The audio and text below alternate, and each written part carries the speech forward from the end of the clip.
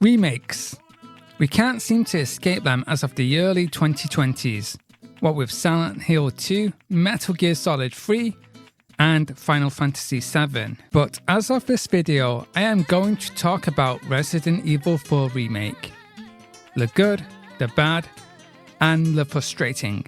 You might like what I say, you might hate it, or agree, but grab your popcorn, get a zombie cocktail, and sit back as we discuss the gory details and dive into the guts of Resident Evil 4 Remake. Now, Resident Evil 4 first released in 2005 for the Nintendo GameCube, then later ported to most consoles, even a mobile phone too. It is a colossal masterpiece, voted in many polls as one of the best video games ever made. A survival action horror classic that changed third-person shooters forever. It is not just mine, but in many others' top 10 favorite video games, so Remake had to deliver. First things first, I briefly played the original first to amp myself up, and then decided to play the remake on the PlayStation 5, as I played the demo first on PlayStation 4. The PS4 version had choppy frame rate, poor performance, laggy visuals, and cut a lot of corners, so I decided on playing a superior version, knowing that this game demanded to be played on a better system. Graphically, Resident Evil 4 Remake is gorgeous. Great detailed textures, lighting and shadows, illumination is realistic. Interactivity of objects and added animations amplifies the realism, as expected in a remake of an over 15-year-old game. But what makes Resident Evil 4 Remake a great remake is the same reasons why the first Resident Evil remake is a great reinvention. It adds new things.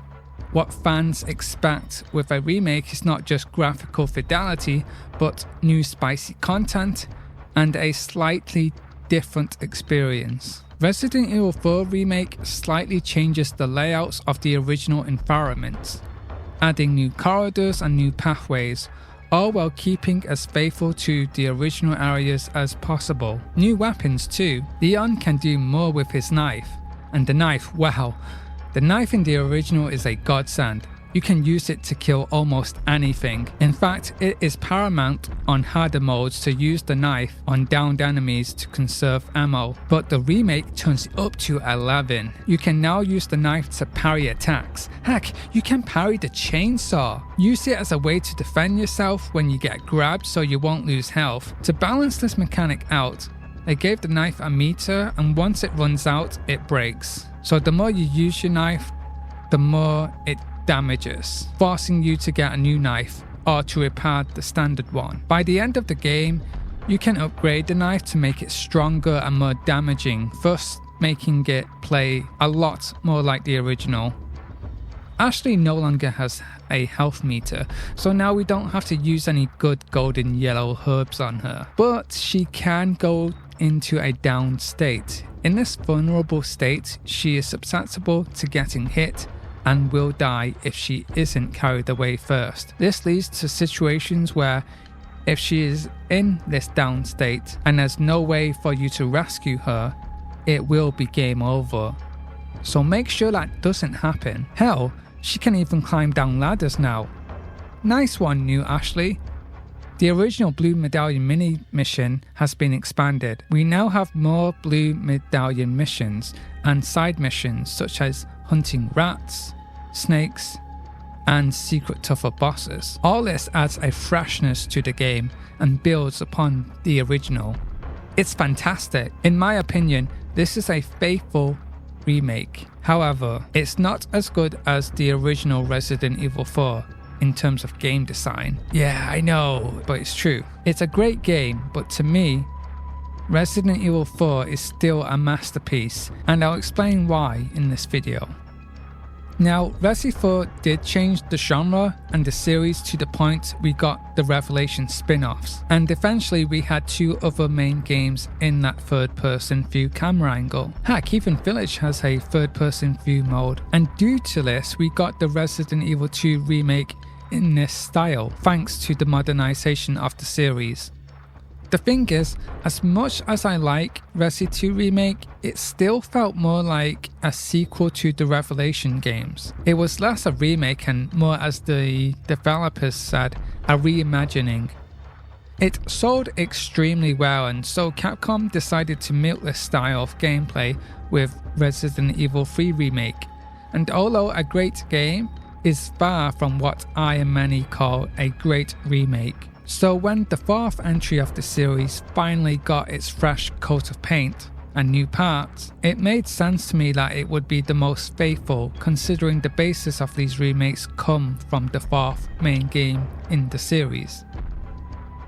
Now, there's a point I've got to mention here.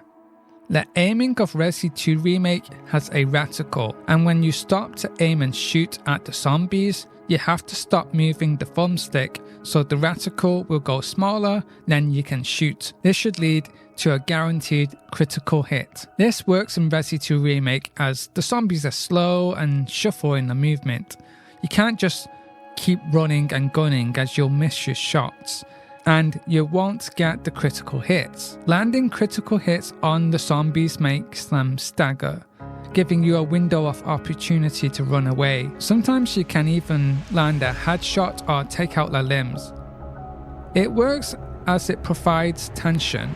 The zombies slowly creeping towards you even surprise you as they jitter fast in some situations. Resi 4 Remake uses the same type of aiming function as its predecessors, and to me that doesn't work. The enemies in the original Resident Evil 4 was faster and smarter. They could run at you, dodge, bob and weave to avoid your shots. They throw sickles and axes, so you had to think fast. Resident Evil 4 has a perfect attack system. Run, stop, aim, shoot. There is no reticle or cursor, only the realistic for its time laser sight. By moving the thumbstick, you can aim the laser pointer at weak points of the enemies, weak points such as the head, arms, or kneecaps. By aiming and hitting these weak points, you can stun enemies and they'll be open to melee attacks. Run, stop, aim, shoot. Do a melee attack. Run, stop, aim, shoot. Shoot some more. It's getting dangerous now, so run to a safer place, and so on. The aiming system and its weapons are perfect. It's simple by design, but effective, and with its different enemy types and weapons you can use, makes the game much more fun. Movement is key in Resi 4. It's knowing what weapon to use, when to aim, and when to shoot at the right time that makes it fun. Heck, you can shoot a hole in a wooden door and still aim through it, or slash at the enemies using it as a barricade. It's freaking genius. However, in Remake, we still have this aiming and cursor system from Resident Evil 2 Remake, and to me that doesn't make sense. The enemies here are faster, they throw axes, and in some cases of the remake they can push you, grab you and stun you. They can even put traps on the floor, so you have to run, stop, aim, wait for the critical hit, then shoot. But waiting for a critical hit to land in such a fast-paced action-heavy game is detrimental and actually unrealistic compared to the original game. Thankfully, the laser sight can be bought and used as an upgrade on only 2 pistols. This mitigates the whole waiting for the critical hit and plays more like the original game, and thus makes it fun rather than frustrating. Sadly, it's only for 2 pistols, and once equipped, kind of makes the other pistols redundant. I don't understand why they didn't go with original laser sight aiming system when it was more fun to begin with. The whole waiting for a reticle to tighten as I fish for a critical hit with such fast-paced hordes of angry villagers coming at me isn't my idea of fun. Most of the time, without the laser, I was getting hit or running away to a safer spot. With the laser, it felt smooth, faster, and I felt like a professional soldier, as I should, cause I'm playing one. Resident Evil 4 Remake would probably have been better if they kept the original laser sight system rather than turning it into an upgrade. I eventually played the game with the laser sight on the pistols and never looked back. Other weapons have great recoil when firing them, and you have to manually move the thumbstick to your original target area every time you fire. To me, this feels wrong, and yes, there is recoil in real life, but realistically, Leon as a trained professional, should mitigate the recoil by himself by holding the gun in a specific way to reduce the recoil, by giving the player the freedom to fire the gun while at the same time try and lessen the recoil. It's counterintuitive. This made the minecart section with the Red 9 particularly frustrating for me. Also, Leon in the remake is kind of awful with the gun. The animation of the original is precise and quick. He reloads his weaponry and with precision, and you can upgrade it so he can be faster. But Leon in the remake is kind of slow and sluggish.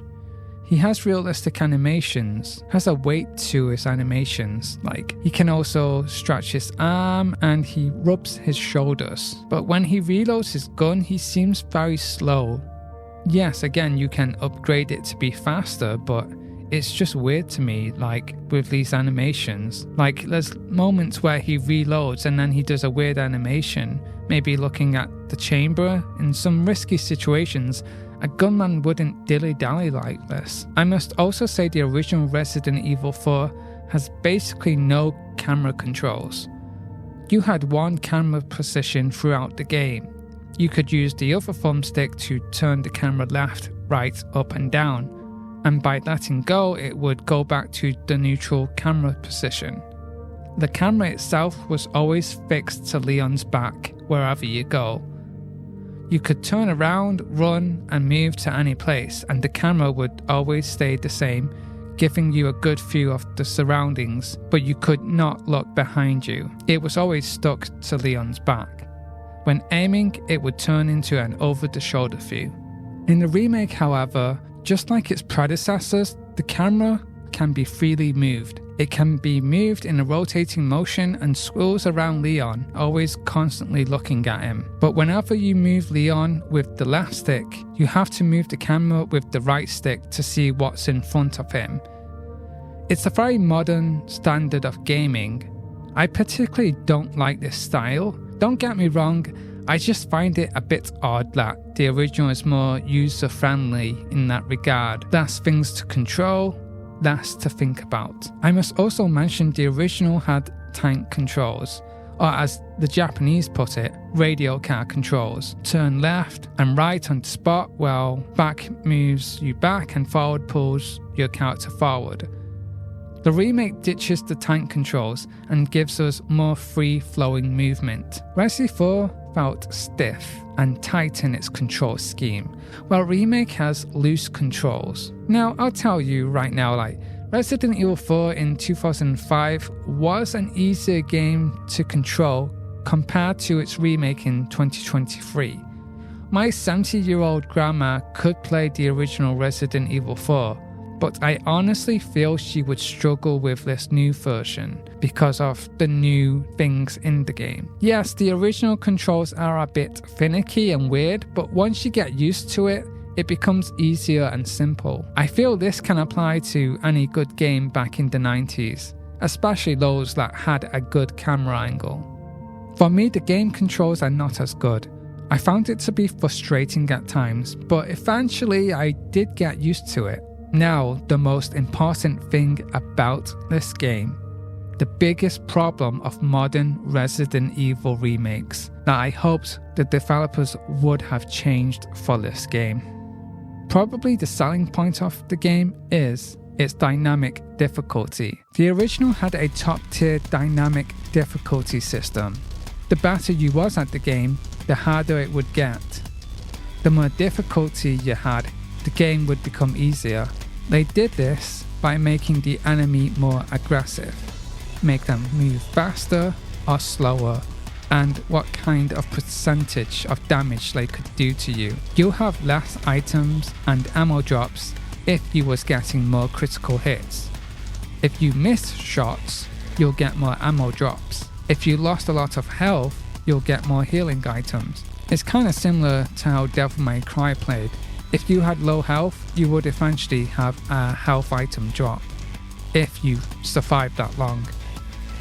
It was all perfectly balanced, but even if you struggled with ammo, you still had your trusty knife. So how does the dynamic difficulty work in this game? Well, in the remake, it's a bit weird. One of the biggest problems of the remakes is its dynamic difficulty. Yes, it gives you certain amounts of ammo and healing items depending on how you play, but it also changed the hit points and health of each individual enemies. In Resident Evil 2 Remake, all the zombies have different health. Sometimes they can die by 10 handgun bullets, other times it's 7 bullets. Sometimes it's 5 shotgun shells to the face to take one down. Yeah, that's right. 5 point blank shotgun blasts to the face to take out one zombie. This dynamic adds a lot of suspense and surprise, keeping you on your toes. It's what makes Resident Evil 2 Remake a good, scary game. It makes its most common monsters the scariest thanks to the unpredictability of the dynamic system. However, this whole thing defeats the purpose of a Resident Evil game. The whole franchise is about item management, conserving ammo and finding resources, calculating your next move, finding escape routes, and to avoid a tricky situation. The better you are at doing this, the better you are at a Resident Evil game. The better you are at surviving. Resi 4 takes this up to 11 and allows you to use quick thinking and reflex. Do you use your grenade on the crowd of parasitic people, or use a shotgun to blast them away? What happens when they have shields? Is there a explosive red barrel to blow up? All these questions and many more are part of Resident Evil 4. To help you understand how flawed this dynamic difficulty is, I have to tell you about my experience on Resi 2 Remake. At one point, I played it for a second time, saved up all my ammo, scrounged for the best items and got the best weapons for a standard run. Whenever I died, I restarted my save and avoided taking damage. Avoided a majority of confrontations. By the end of the game, I was armed to the teeth to beat the final boss. I had a whole armory of weapons. In any other Resi game, if you did it right, the boss would be easy to beat. But not this game. I can't remember how many shots I unloaded on the boss. I even had enough magnum ammo to take out most enemies, but it wasn't enough. Eventually I died and pressed continue, and what took about, I can only guess, about 50 handgun bullets, 20 shotgun blasts and 5 magnum shots, took only about 3 magnum shots to beat the enemy. The game decided to lower the health of a boss just because I riddled it with bullets and died in my last go. The whole point of a dynamic difficulty is to challenge you, not to punish you. Changing the health values of the enemies because you're good at the game shouldn't happen in a survival horror game, in my opinion. The original games are precise and clear. A crawling zombie that bites your leg will do a set amount of damage on a difficulty setting, but in the remake, it's a gamble.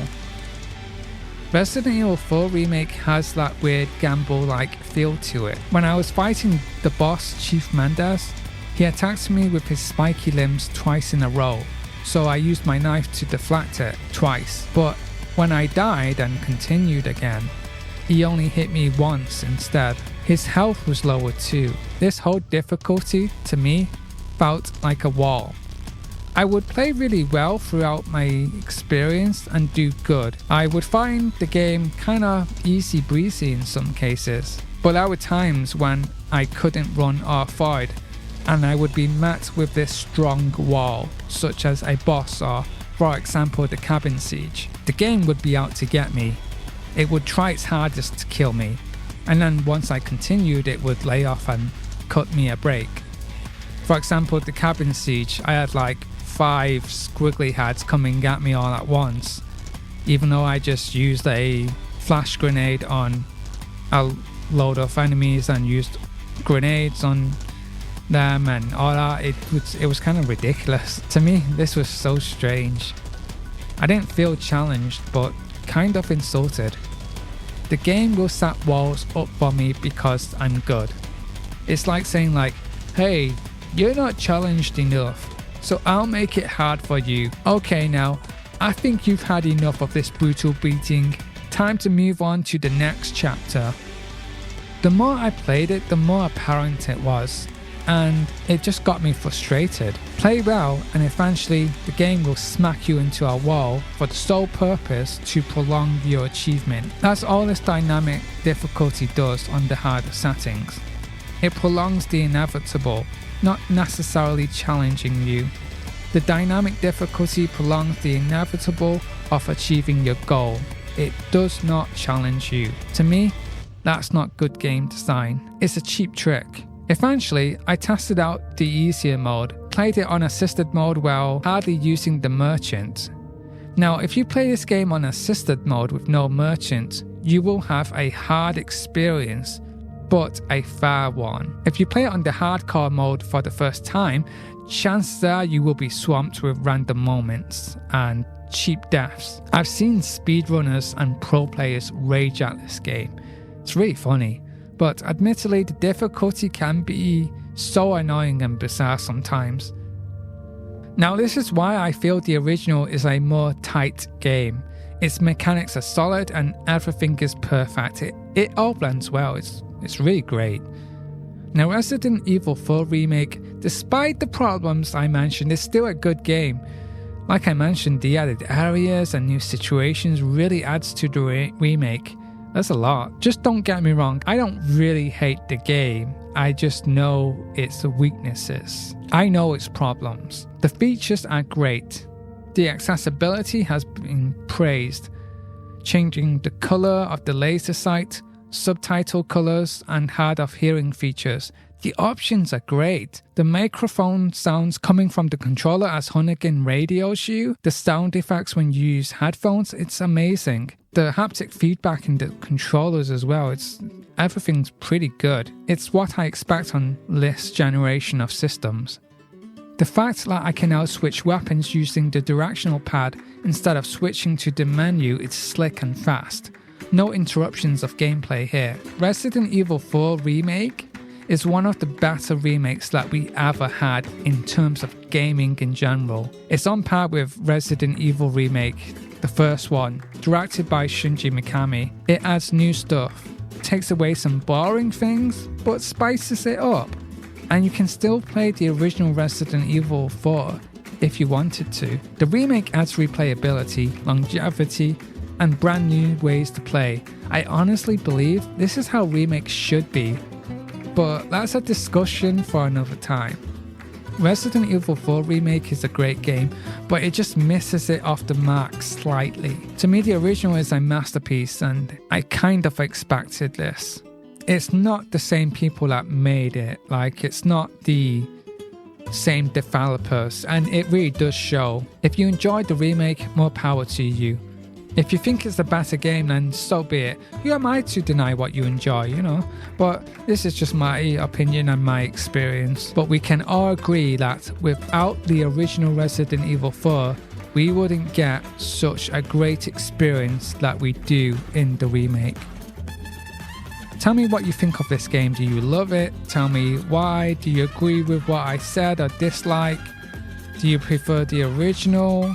Did you like this remake? Is it better? So yeah, please comment below, and thank you so much for watching this video. It was really difficult to make. I just had so much on, and there was so much to talk about and so much to do on it. But yes, thank you for watching, and I really appreciate it. Please leave a like and comment. I love people's opinions, and if you're interested in my other gameplay videos and my other video discussions, I recommend my video on Fatal Frame, and that's a good one. Yeah, so please go watch that as well if you're into horror games. But yeah, I do some horror game Let's Plays as well, so yeah, if you've not seen that, please see my horror Let's Plays. Thank you for watching and take care.